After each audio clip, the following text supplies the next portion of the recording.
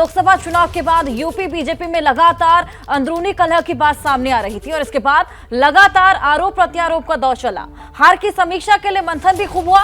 बवाल तब बढ़ा जब यूपी के डिप्टी सीएम केशव मौर्य ने यह कह दिया कि संगठन सरकार से बड़ा है। अब इसी विवाद को लेकर एक नई खबर है। खबर यह कि 3 दिन पहले केशव प्रसाद मौर्य की मुलाकात प्रधानमंत्री नरेंद्र मोदी से हुई है। सूत्रों के मुताबिक केशव प्रसाद मौर्य ने पीएम मोदी को यूपी में बीजेपी के जो हालात हैं उसके बारे में जानकारी दी। केशव प्रसाद मौर्य ने पीएम मोदी को लोकसभा चुनाव में हार की वजह भी बताई। अभिषेक उपाध्याय जुड़ गए हमारे साथ इस खबर को विस्तार देने के लिए। अभिषेक, इस मीटिंग में और क्या क्या हुआ, अंदर की खबर क्या है? देखिए, बहुत ही अहम मुलाकात है विवेक। यूपी के डिप्टी सीएम है केशव मौर्य, और केशव मौर्य इसके पहले आपको याद होगा बीजेपी के राष्ट्रीय अध्यक्ष जेपी नड्डा से भी मिले थे। केशव मौर्य लगातार ये कहते आ रहे हैं कि संगठन बड़ा है। वो ये बात हाईलाइट करते आ रहे हैं कि संगठन को उचित सम्मान मिलना चाहिए। और यूपी में लगातार एक बात ये भी सामने आ रही थी कि जो हार हुई है लोकसभा चुनाव में, उसकी एक बड़ी वजह असहयोग रहा है। और सरकार, खासतौर पर जो नौकरशाह हैं, उनसे नाराजगी की बातें सामने आई हैं। तो केशव मौर्य ने जमीनी सिचुएशन की जानकारी दी है पीएम को। हमारे सोर्सेज ये कहते हैं कि उन्होंने बीजेपी की हार की जो मुख्य वजह हैं उसको सामने रखा है, और 2027 का क्या रोड मैप होना चाहिए वो बात भी उन्होंने सामने रखी है। देखिए, केशव मौर्य के घर पे लगातार विधायक मिलने आ रहे हैं और विधायक अपनी बात कह रहे हैं, संगठन के लोग अपनी बात के जो फीडबैक केशव मौर्य को मिला है वो फीडबैक भी केशव मौर्य ने पीएम तक पहुंचाया है।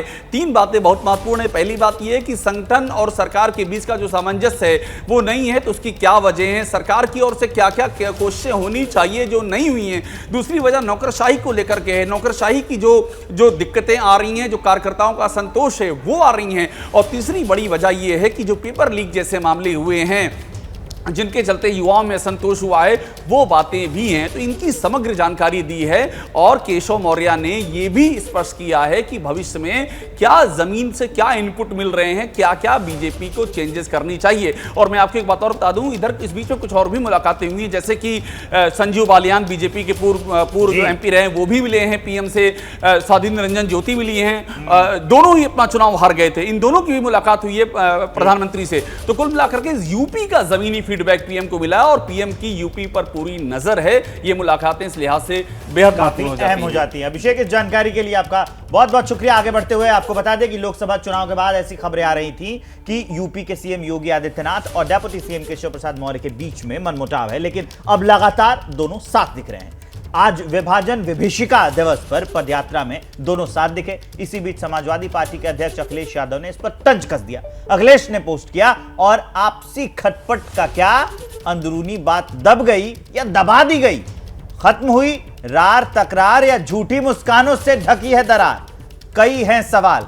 अखिलेश यादव का वो ट्वीट हम आपको दिखा रहे हैं। जब केशव प्रसाद मौर्य और सीएम योगी आदित्यनाथ साथ दिखे तो उस पर तंज कसते हुए, चुटकी लेते हुए अखिलेश यादव का ट्वीट वो हम आपको दिखा रहे हैं। तो अखिलेश यादव ने ट्वीट किया, उन्होंने लिखा कि आपसी खटपट का क्या, अंदरूनी बात दब गई या दबा दी गई, खत्म हुई रार तकरार या झूठी मुस्कानों से ढकी है दरार। ये अखिलेश यादव ने ट्वीट करके तंज कसा है, वो हम आपको दिखा रहे हैं।